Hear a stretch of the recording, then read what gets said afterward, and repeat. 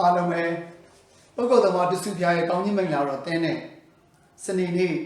နည်းနည်းခင်ဖြစ်ပါစေလို့ Father ဆုတောင်းမြတ်တာပို့တာရင်နဲ့ Father တို့ရဲ့အခြေခံတမန်ကျမ်းစာဒုတိလာပို့ချချက်73ကိုအစပြုဖို့ရင်အတွက် Father တို့ကိုယ်စိတ်လုံးသုံးပေါင်းကိုပြင်ဆင်ကြပါစို့။တော့နိုင်ငံရေးအခြေအနေကလည်းပဲမတည်ငြိမ်ဖြစ်နေတယ်ပြီးတော့အင်တာနက်အခြေအနေကလည်းပဲကောင်းလိုက်မကောင်းလိုက်ဖြစ်နေတယ်မီးရလည်းပဲလာလိုက်ဖြစ်နေတာကြောင့်အခြေအနေမျိုးမျိုးတွေကနေပြီးတော့မှဆက်လက်ပြီး Father တို့အနည်းဆုံးတော့ဒီကနေ့တနေ့တာဖျားသခင်ပြီးလာတဲ့ကျေးဇူးတော်24နာရီတည်းကတနာရီလိုတော့ဖြင့်တက်နိုင်ဆုံးဖျားရှင်ကိုရက်ရောစွာပြန်လည်ပြီးတော့မှပေးဆက်ကြပါစို့ခမည်းတော်သားတော်တန်ရှင်းတော်ဝိညာဉ်တော်၏နာမတော်မြတ်၌အာမင်ဆုတောင်းကြစို့ကျေးဇူးပေါင်း၏အရင်မြတ်တော်မူသောအိုပုဂ္ဂိုလ်တော်မှာတဆူဖျားပြီးခဲ့သောတနင်္ဂနွေနေ့မှာစ၍ယနေ့အထိကိုရောရှင်ကျေးဇူးတော်များကိုခံစားခဲ့ရသည့်အတွက်ကိုရောရှင်အားကျေးဇူးတင်ပါသည်ဤကျေးဇူးတော်များအနက်ကိုရောရှင်ဤသားတော်တပည့်တော်တို့ကယ်ရှင်ယေရှုခရစ်သခင်သင်ကြားပေးခဲ့သောအသက်ပေးနှုတ်တော်ထစကားနှင့်အတူ Sacrament များကိုနေ့စဉ်နဲ့အမျှပါဝင်ခွင့်ထိတွေ့ခွင့်ကြားနာခွင့်ခံယူခွင့်ရရှိသည့်အတွက်ကိုရောရှင်အားကျေးဇူးတင်ပါသည်သို့သော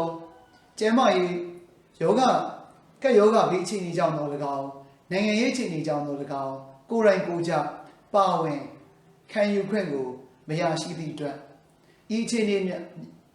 များမှအမြန်ဆုံးကြော်လွန်လက်မြောက်နိုင်ပြီးကိုရောရှင်အားကိုယ်တိုင်ကိုယ်ကျပါဝင်ပင့်ယူနိုင်ခွင့်ကိုယ်တိုင်ကိုယ်ကျပါဝင်ကျမ်းပါခွင့်ရနိုင်စေရန်ကျေးဇူးတော်ကိုတောင်းလောင်းပေးတော်မူပါဤကနေ့ဧဝံဂေလိကျမ်းစာတော်မြတ်ထဲ၌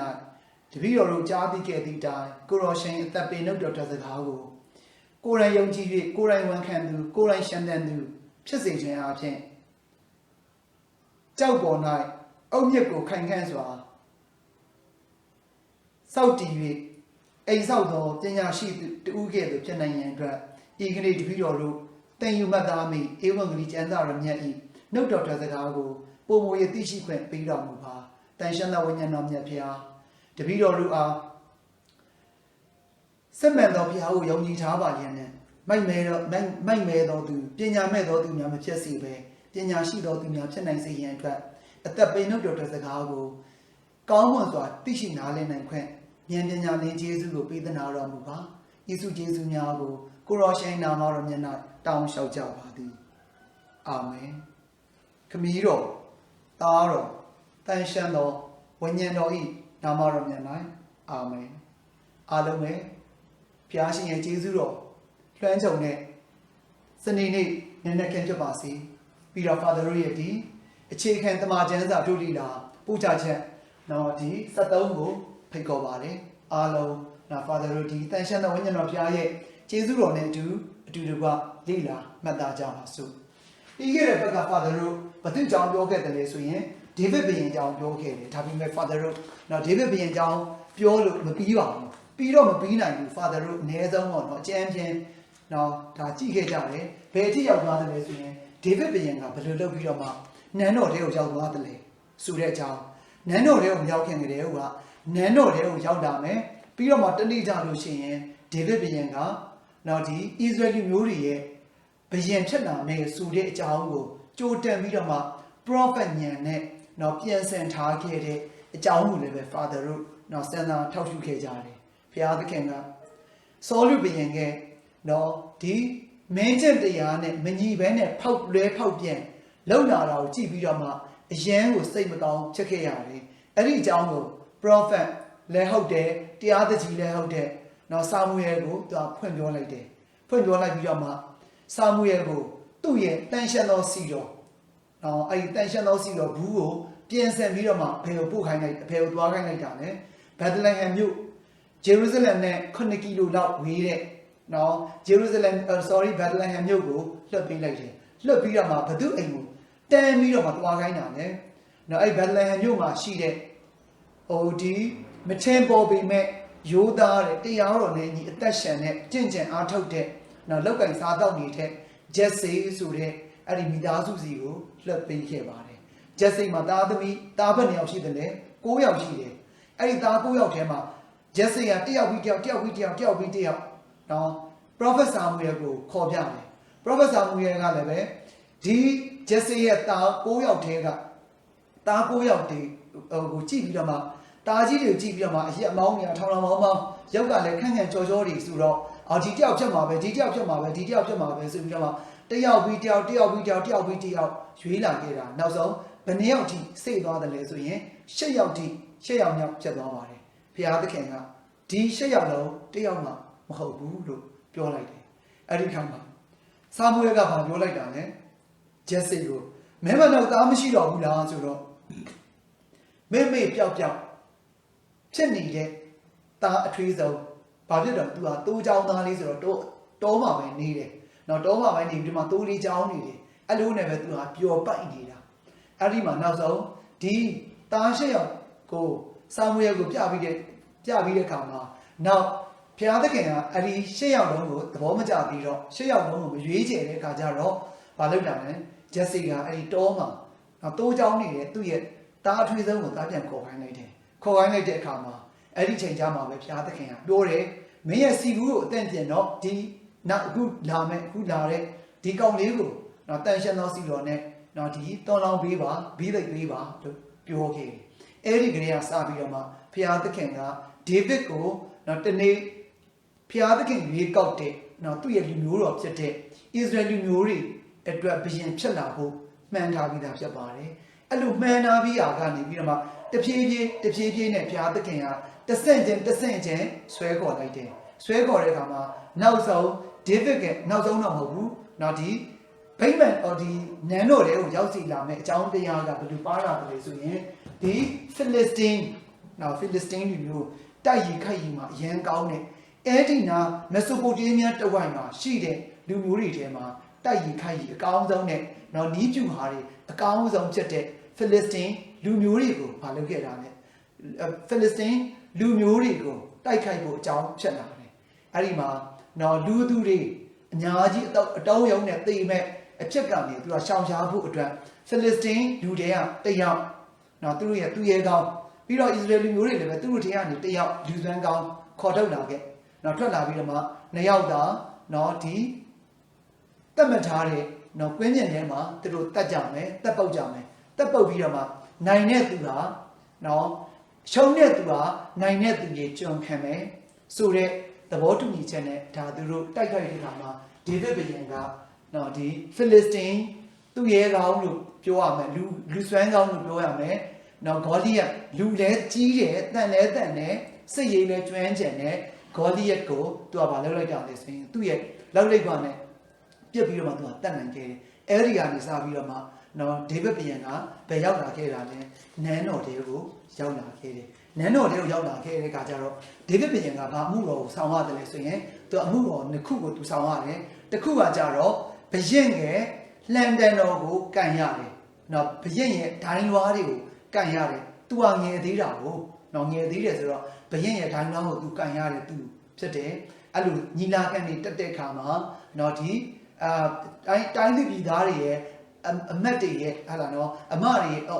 အမတ်တွေရဲ့အခါစားဝင်ဖို့လာတဲ့အခါကျလို့ရှိရင်နော်လှန်ကြီးကိုကန်ပြီးတော့မှဒိုင်းကြီးကိုကန်ပြီးတော့ရှေ့ကနေပြီးသူကအဲ့လိုသွားရတယ်သူအဲ့ဒီအမှုတော်နဲ့နောက်အမှုတော်တစ်ခုကဘာလဲဆိုရင် Father တို့နေဒီတူရိယာနော်တီးမုတ်ပေးရတဲ့ဘရင်ကိုဖျော်ဖြေပေးရတဲ့ပျော်တော်ဆက်လို့လည်းပဲပြောလို့ရတာပေါ့နော်ဟလာအဲ့လိုဖျော်ဖြေပေးရတဲ့သူအဲ့တောင်တော်တစ်ခုကိုသူကယူပါတယ်ကဲဒီနေရာမှာနော်လှန်တန်ကိုထမ်းတဲ့ဘရင်ရဲ့နော်ဒီစက်ဝတ်တစားဘရင်ရဲ့မင်းဝတ်တစားတွေကိုနော်ထမ်းတဲ့ပုံကိုနော်မြင်ရအောင် Father ပြောပြရမယ်ဆိုရင်နော် Father တို့ဒီလက်တော်ရှိတဲ့နှုံးကပေါ့လက်တော်ရှိတဲ့နှုံးကနော်အဲ့ဒီလက်တော်ဥက္ကဋ္ဌကြီးကအနောက်ကနေလာလို့ရှိရင်သူ့ရဲ့ရှေ့မှာနော်ဒီအမတ်အဝင်ကြီးတယောက်ကနော်ဒီဘာကိုကင်ထားတာလဲနော်ဒီရှေ့ကနေပြီးတော့မှလှန်ကိုကင်ပြီးတော့မှရှေ့ကနေအဲ့လိုထွက်သွားတယ်နော်လို့ရှေ့ထွက်သွားပြီးတော့မှအဲ့ဒီညီလာခံ လက်တော်ရဲ့ကိုယ်စလေဥက္ကဋ္ဌကြီးဟာနောက်ကနေအလူလိုက်လာအဲ့ဒီသဘောမျိုးပဲညင်အောင်ကြည့်လိုက်ပါနော်သူတို့အဝင်အထွက်အဲ့ဒီဝန်ကြီးကအရှိသုံးကနေသွားတယ်ပြီးတော့မှပဲလက်တော်ဥက္ကဋ္ဌကအဲ့ဒီဝန်ကြီးရဲ့နောက်ကနေပြီးတော့မှလိုက်သွားတယ်နော်ချင်းကြီးလေးကိုပြင်ပြီးတော့မှညင်အောင်ကြည့်လိုက်ပါအဲ့ဒါနော်ညင်အောင်ကြည့်လိုက်ပါကဲဟုတ်ပြီဒါလေးကတော့ဖြင့်နော်ဒီဒေးဗစ်ဘုရင်ရဲ့အကြောင်းအရာလေးသူဘလို့ဖြစ်လို့နန်းတော်တဲကိုဘုရင်နန်းတော်တဲကိုရောက်လာတယ်ဆိုတဲ့ကြောင့် Father တို့ကြည့်ခဲ့နော်ပြန်ပြီးတော့မှပြန်နှွေးလိုက်တာဟုတ်လားနော်ပြန်နှွေးလိုက်တာပြီးတော့ဒါ Father တို့ဘာထက်ကြည့်လဲဆိုရင်နော်ဒေးဗစ်ဘုရင်ကနော်ဒေးဗစ်ဘုရင်ကနော်ကျမ်းစာတွေလည်းသူရေးခဲ့တယ်သူရေးခဲ့တဲ့ကျမ်းစာတွေထဲမှာနော်ကျမ်းရေးပုဂ္ဂိုလ်လည်းဖြစ်ခဲ့တယ်ဒေးဗစ်ဘုရင်က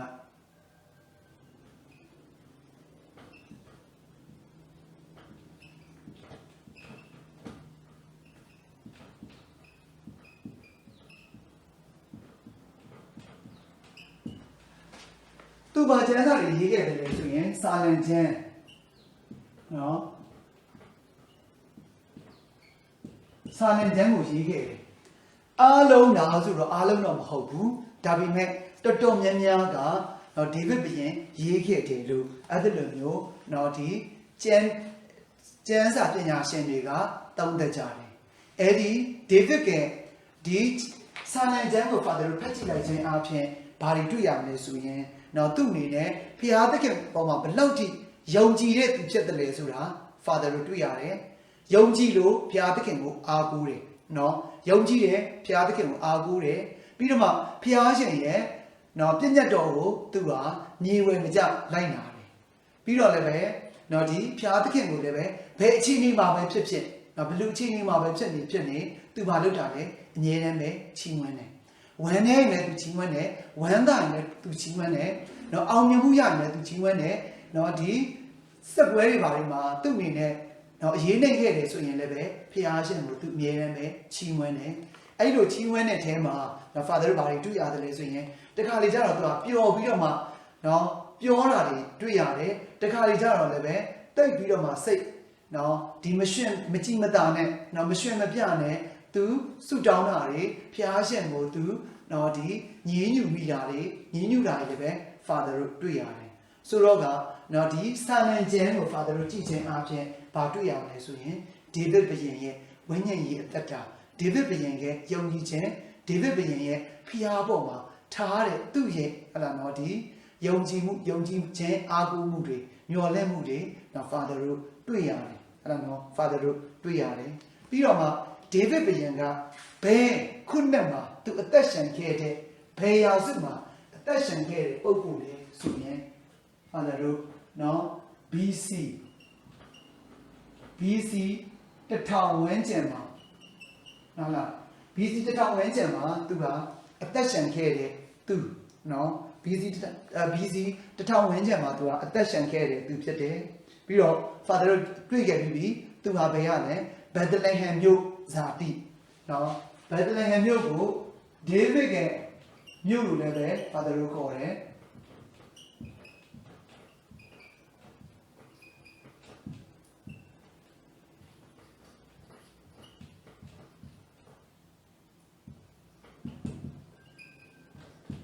နော် Bethlehem မြို့ကိုဒေးဗစ်ရဲ့မြို့လိုလည်းပဲခေါ်တယ် Bethlehem နဲ့ Jerusalem မှာဘယ်လောက်ဝေးတာလဲ9 ကီလိုဝေးတယ်အဲ့ဒါနော်9 မိုင်ဝေးတယ်ဆိုတော့10 ကီလိုလောက်ဖြစ်မှာပေါ့နော်ဟလာ9 မိုင်ဆိုတော့10 ကီလိုလောက်ဖြစ်မယ်နော်ပြီးတော့မှသူကဂျူဒအမျိုး Father တို့ဒီအစောပိုင်းဘယ်တော့မှ Father တို့တွေ့ခဲ့ပြီးပြီးတော့မှဒီဒေးဗစ်ဘုရင်ကဣသရေလမျိုးရဲ့နော်ဣသရေလမျိုးတွေရဲ့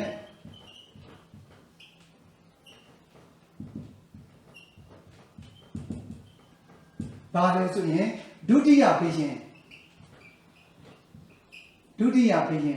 ပထမဘုရင်ကဘာတူလဲဆိုရင်စောလုနော်ပထမဘုရင်ကစောလုသူဟာဒုတိယဘုရင်သူဘုရင်ဖြစ်လာတဲ့အခါမှာသူ့ရဲ့အသက်ကဘယ်လောက်ရှိပြီလဲဆိုရင်30ဟုတ်လားနော်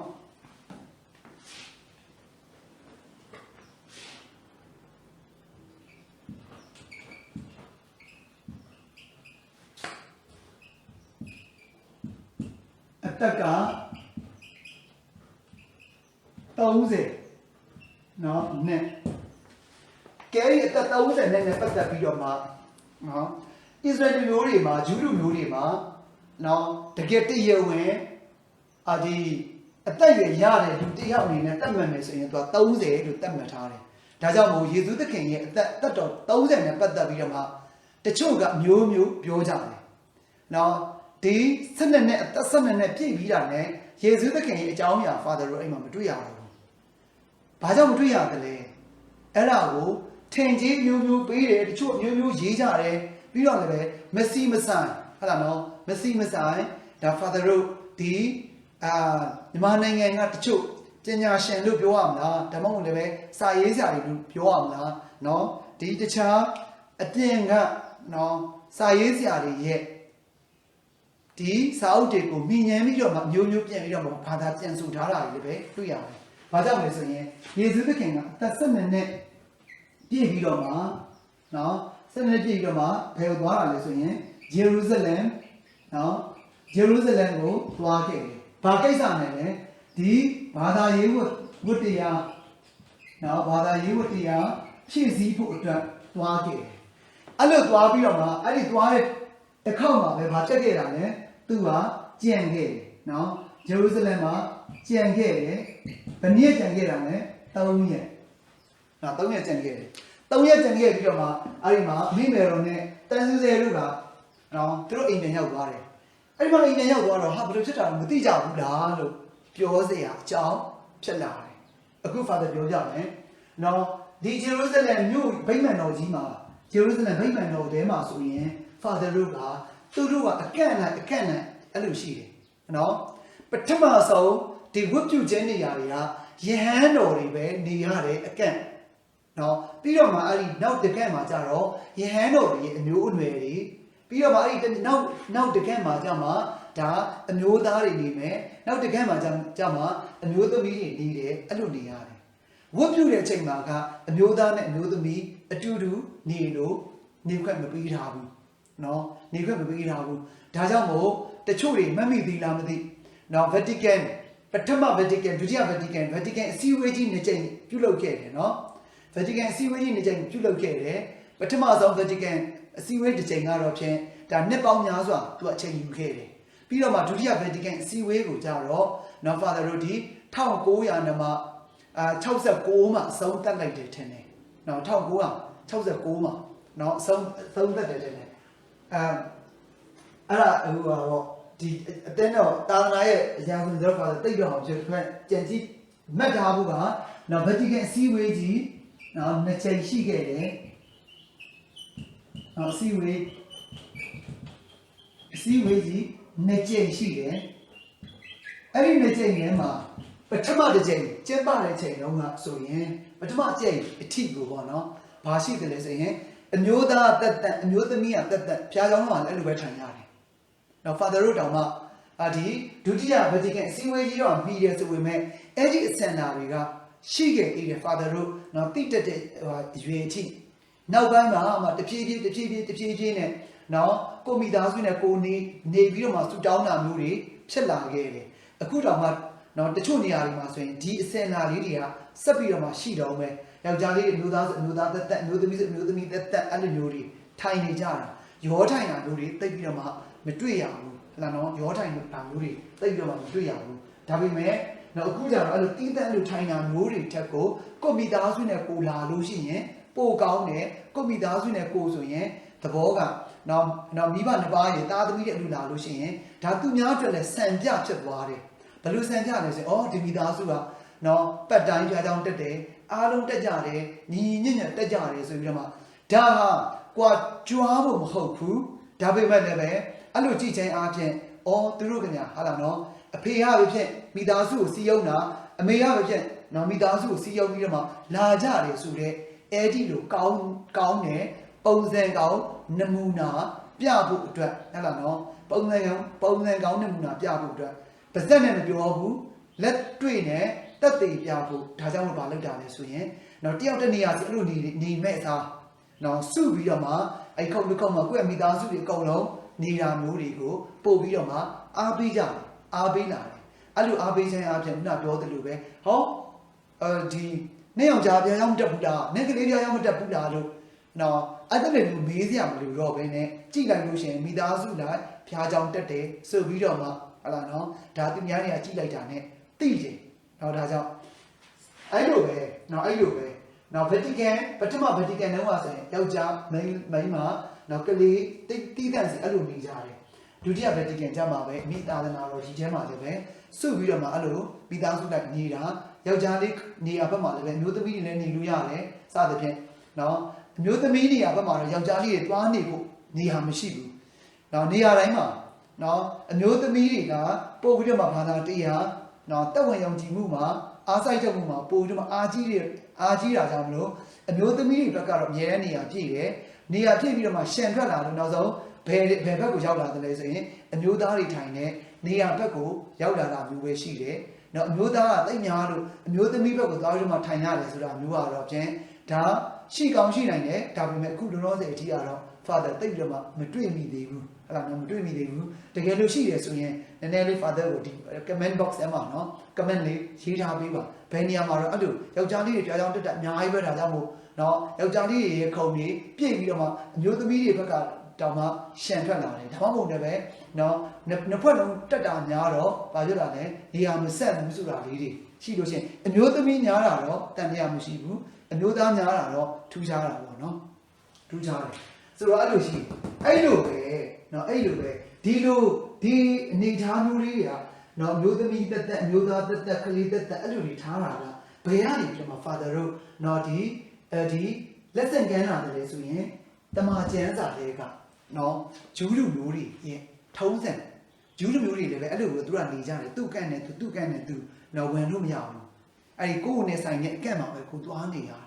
အဲ့လိုနေတဲ့အခါမှာနော်သခင်ယေရှုကအသက်12နှစ်ဆိုတော့နော်သခင်ယေရှုအသက်12နှစ်ဆိုတော့လည်းပဲဒါအသက်12နှစ်ပြည့်ပြီဆိုရင်ဒါသူကတည်တံ့လို့နေရမှာလားဟိုယောက်ျားလေးဘက်မှာပဲသွားနေရမှာလားအမေနဲ့နေရလားဆိုတာတော့ဒါတော့သိမသိကြဘူးဒါပေမဲ့အသက်12နှစ်ပြည့်ပြီဆိုတာနဲ့ပြည့်မှာပဲသူတို့ကဘာသာရေးဝတ္တရားကိုပြည့်ဝဘာလို့လို့ရတယ်လဲဆိုရင်ဖြည့်ဆည်းခွင့်ရှိတယ်ပြီးတော့မှအသက်12နှစ်ပြည့်ပြီဆိုတာနဲ့ဘာသာရေးဝတ္တရားကိုဖြည့်ဆည်းခွင့်ရှိအောင်လည်းမကဘူးဖြည့်ကိုဖြည့်ဆည်းရမယ်ဝတ္တရားတစ်ပါးလို့ဖြစ်သွားပြီတာဝန်တစ်ခုလို့ဝတ္တရားတစ်ပါးလို့ဖြစ်သွားပြီ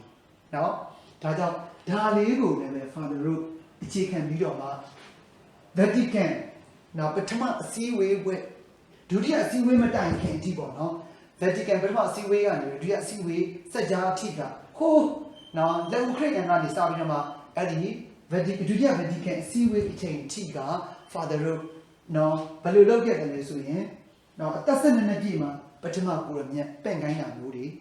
တတ်မှတ်ခဲ့တယ်နော်ပထမကိုရမြတ်ပင့်တာမျိုးတွေတတ်မှတ်ခဲ့ဘာကြောင့်လဲယေရှုသခင်ရဲ့တက်တော်12နှစ်ကိုကြည့်ပြီးတော့မှနော်12နှစ်ပြည့်မှာသူတို့ဘာသာရေးဝတ္တရားကိုပြည့်ဝသူတို့ဖြည့်ဆည်းခွင့်ရှိတယ်ဆိုတာကိုကြည့်ပြီးတော့မှ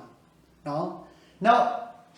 ဒီတက်ဆောပြီးတော့မှ Father ပြန်ကြည့်မယ်ဆိုရင်ဒီတက်ဆောပြီးတော့ Father ပြန်ကြည့်မယ်ဆိုရင်စပြီးတော့မှသာသနာစတည်တဲ့နော်လက်ဥခရစ်ယာန်ချိန်ကနေစပြီးတော့မှနော်အချိန်ကာလတစ်ခုအထိနော်အချိန်ကာလတစ်ခုအထိဘာဖြစ်ခဲ့တယ်လဲဆိုရင်တစ်နှစ်မှာတစ်ချိန်ပဲကိုယ်မြတ်ပင့်ခွင့်ရှိတယ်နော်တစ်နှစ်မှာတစ်ချိန်ပဲကိုယ်မြတ်ပင့်ခွင့်ရှိတယ်ဒါကြောင့်မို့အတင်းနော်သာသနာရေးကျင့်ဝတ်အကြောက်ပါထဲမှာတစ်နှစ်နဲ့တစ်ချိန်အနည်းဆုံးအာဘဖြည့်ပြီးတော့မှကိုယ်မြတ်ပင့်မှာအဲ့ဒီချိန်ကဘယ်အချိန်လဲဆိုရင်ပါစကာကာလဆိုတာကနော်တခြားကြောင့်မို့သူ့မှာတမိုင်းရှိတယ်နော်သူ့မှာတမိုင်းရှိတယ်အဲ့ဒီတော့မှဆိုရင်တစ်နှစ်ပတ်လုံးမှာတစ်ချိန်ပဲကိုယ်မြတ်နော်ပင့်ကြတယ်ဘာကြောင့်အဲ့လိုမျိုးပင့်ကြတယ်လဲဆိုရင်နော်ဘာကြောင့်အဲ့လိုပင့်ကြတယ်လဲဆိုရင်နော်ဒီကိုယ်မြတ်ကိုနေတိုင်းပင့်တယ်အပြစ်ကိုနေတိုင်းလုပ်တယ်ဟလားဟိုအပြစ်ကြီးမဟုတ်ရင်တော့မှနော်အပြစ်ကြီးမဟုတ်ရင်တော့မှသူများရဲ့အတင်းချင်းတွေပြောတယ်သူများဘက်မှာကိုယ်ကမေတ္တာပြတ်တာတွေသူများဘက်မှာကိုယ်ကမေတ္တာမရှိတာတွေနော်သူများကိုခြံတုံးလုပ်တာတွေအတို့ထောင်လုပ်တာတွေနော်အဲ့လိုမျိုးကပြောတယ်လို့ပဲမတရားတာတွေကိုနော်လိုက်ပြီးတော့မှပေါင်းတာတွေပူးပေါင်းတာတွေနော်မတရားတာတွေကိုနော်သူများဒီအသက်အန္တရာယ်ရှိနိုင်တဲ့ဟလာသတင်းပေးတာမျိုးတွေစသဖြင့်ဒါတွေလုပ်နေတာနော်ဒါတွေလုပ်နေတယ်ဒါတွေလုပ်နေပြီးတော့မှကိုရမြတ်ကိုတောင်းဝင်ပင့်လိုက်တယ်ပြန်လာလိုက်တယ်အဲ့လိုနဲ့ပဲဆိုတော့ကိုရမြတ်ကိုမလေးမစားရရောက်တယ်နော်မလေးမစားရရောက်တယ်ဒီလာမဲ့တနင်္ဂနွေနေ့နော်ဒီလာမဲ့တနင်္ဂနွေနေ့ဒီ ဒီ Hungary နိုင်ငံ Budapest မြို့မှာနော် Budapest မြို့မှာဘာလုပ်မှာလဲဆိုရင်ဒီနိုင်ငံတကာကိုရမြတ် Congress ပိတ်ပွဲရှိတယ်နော်အခုဒီ debate ထဲမှာသူတို့ကလုပ်နေကြပြီလုပ်နေတော့နော်ခုနလေးတယ်မဲ့ Father နော်ဒီသတင်းတစ်ပုဒ်ကိုကြည့်လိုက်တယ်အဲ့ဒီထဲမှာအာဖရိကကနော်ဒီဆရာတော်တပါးကဘယ်လိုမိန့်ကြားတယ်လဲဆိုရင်ကိုရမြတ်ကိုဟုတ်လားနော်ထိုက်တန်ပြင်းဆန်နဲ့ထိုက်တန်ပိတ်ယူကိုကောင်းတယ်လို့သူကအဲ့လိုမျိုးဒီ Congress ထဲမှာသူမိန့်ကြားတယ်ပြောခဲ့တယ်ဆိုတဲ့အကြောင်းရေးတင်ထားတယ်ဟုတ်လားနော်ရေးတင်ထားတယ်အဲ့ဒီအကြောင်းကြောင့် Father စင်ပြေတဲ့ခါကျလို့ရှိရင်ဘာသာပြန်ပြီးတော့တင်ပေးပါမယ်အဲ့လားနော်ဘာသာပြန်ပြီးတော့တင်ပေးပါမယ်ဆိုတော့ကိုရမြတ်ကို Father ကပြင်းဆန်နဲ့နော်ပိတ်ယူပါထိုက်တန်နဲ့ပိတ်ယူတင့်တယ်ဆိုပြီးတော့မှအဲ့ဒီ Congress ထဲမှာသူမိန့်ကြားခဲ့တယ်ပြောကြားခဲ့တယ်ဟောအဲ့ဒီလိုမျိုးပြင်းဆန်ဖြစ်ဖို့ရင်အတွက်အရင်တော့ကနော်ဘလောက်ထိဒီကိုရမြတ်ပင့်ဖို့ရင်အတွက် Father တို့ဘာရှောင်ခဲ့ရတယ်လဲဆိုရင်မနေ့ည6နာရီကနေပြီးတော့မှဒီနေ့ Father တို့နော်မိစားတရားနော်တနင်္ဂနွေနေ့ပေါ့လေတနင်္ဂနွေနေ့ဒီစနေနေ့ည6နာရီကနေပြီးတော့မှ Father တို့ဒီတနင်္ဂနွေနေ့မိစားမပြီးမချင်းအထီး Father ကဘာမှမစားရမတော့ရဘူးအဲ့လောက်ထိရှောင်နိုင်တာအဲ့ဒါကိုဘယ်လိုခေါ်လဲဆိုရင်နော်တော့ Father တို့ဘယ်လိုခေါ်လဲဆိုရင် communion fast လို့ခေါ်တယ်နော် communion fast ကိုရမြတ်ပင့်ဖို့ရန်အတွက်ဝါရှောင်းတယ်လို့ Father တို့ခေါ်တယ်နော်ကိုရမြတ်ပင့်ဖို့အတွက်ဝါရှောင်းတယ်မနေ့က6နာရီနေတဲ့ဒီနေ့မနေ့ဘယ်ချိန်လဲတော့မသိနော်မိစားပြီးတဲ့အချိန်ကြီးပေါ့နော်မိစားပူဇော်ပြီးတဲ့အချိန်ကြီးအဲ့ဒီမိစားပူဇော်ပြီးကိုရမြတ်ပင့်ပြီးတော့မှ Father တို့မိစားတရားပြီးဆုံးပြီးတော့မှအိမ်ပြန်ရောက်မှာပဲ Father တို့ကစားရပြူပါတယ်အလို့တွေအဲ့လောက်ထိချိန်ယူခဲ့တယ်အဲ့လောက်ထိပြင်ဆင်ခဲ့တယ်နော်အဲ့လောက်ထိပြင်ဆင်ခဲ့တယ်ဒါပေမဲ့နောက်ပိုင်းကျတော့ပြန်ပြီးတော့မှနော်အဲ့လောက်ကြီးချိန်ယူတဲ့ခါကျရင်ဘာအတွက်ဆိုးကျိုးတွေဖြစ်စေတာလဲဆိုရင်နေထိုင်မကောင်းတဲ့သူတွေအတွက်မကောင်းဘူးနော်နေထိုင်မကောင်းတဲ့သူတွေအတွက်ကနော်အစာရည်တွေပါဖြစ်ယောဂနောက်ထပ်ယောဂတွေထပ်တိုးစရာဖြစ်တယ်ဆိုပြီးတော့မှအဲ့ဒါကြောင့်မလို့ရှော့လာလိုက်တာနောက်ဆုံးတနာရီပဲနော်အဲ့ဒီ Vatican နဲ့စီဝေးရဲ့စောင့်ကြည့်ချက်အရနော်ကိုရမြတ်မပင့်ခင်တနာရီမှာဘာမှမစားပါနဲ့တောက်တာလည်းပဲရေတော့တောက်လို့ရတယ်ဒါပေမဲ့အရသာရှိတယ်ချိုတင်ဆက်ဟဲ့လားနော်ချိုချင်းအရသာရှိတယ်ဟဲ့လားနော်ချိုရဲရသာချင်တဲ့ရသာရှိတယ်နော် Father တို့ပါလဲဆိုရင်အကြီးတွေကိုဖြော်ရည်တွေပေါ့နော်ဖြော်ရည်တွေကိုမတောက်ရဘူးရေတော့တောက်ခွင့်ရှိတယ်ဆေးတွေပါတွေတော့တောက်ခွင့်ရှိတယ်ဆိုပြီးတော့မှအဲ့ဒါဘဲမှာတော့မှ Father တို့ကတချို့ကနာယီလိုက်ဆေးတောက်ရတဲ့သူတွေရှိတယ်နော်နာယီလိုက်ဆေးတောက်ရတဲ့သူတွေရှိတဲ့အခါကျတော့ဆေးမတောက်ခင်မှာနည်းနည်းလေးအစာတွေရှိအောင်စားတာတောက်တာကိုကြတော့ Father တို့ကခွင့်ပြုတယ်ဒါပေမဲ့လည်းပဲတဝကြီးစားဖို့မဟုတ်ဘူးတဖြည်းဖြည်းနဲ့နော်သာသနာတော်ကြီးကဘာလုပ်လာတယ်လဲဆိုရင်အချင်းကြီးပေါ်မူတည်ပြီးတော့မှဘာဖြစ်လာတယ်လဲနော်စဉ်းစားပြီးလာတယ်ဘာကြောင့်လဲဆိုရင်အခု Father ထပ်ပြီးတော့မှရှင်းမယ်နော်ဘာကြောင့်လဲဆိုရင်အခုဆိုရင် Father တို့ခေတ်ကာလတိုးတက်လာတဲ့အခါမှာတချို့ကနော်တချို့ကနေ့ပိုင်းမှာလှုပ်တယ်တချို့ကညဆိုင်တွေမှာလှုပ်တယ်အဲ့လိုလှုပ်တဲ့သူတွေကလူကနိုးနေလို့ရှိရင်အခုနတော့စားပြီးပြီညစာစားပြီးပြီဒါပေမဲ့9နိုင်10နိုင်17နိုင်လောက်ရောက်ပြီဆိုရင်တခါပြန်ပြီးတော့မှလူကနိုးနေလို့ရှိရင်ကိုယ့်ရဲ့အစာအိမ်ဟာအစာချက်လုပ်ငန်းတွေကိုသူကလုပ်တယ်လှုပ်ရှားရှိတဲ့အခါကျတော့အဲ့ဒီခါကျတော့ကဗိုက်စာလာတယ်ဗိုက်စာလာတယ်ဆိုရင် Father တို့ဘာလုပ်မှာလဲမစားဘဲနဲ့နေပြန်ရင်လည်းပဲကိုကနော်ဒါအားတွေနော်အားရင်တွေဒီရောက်လာတယ်ပြီးတော့မှလည်းပဲဆက်ပြီးတော့လှုပ်ရမယ်ဆိုတဲ့အခါကျတော့ Father တို့တော့ကပါဖြစ်တာလေ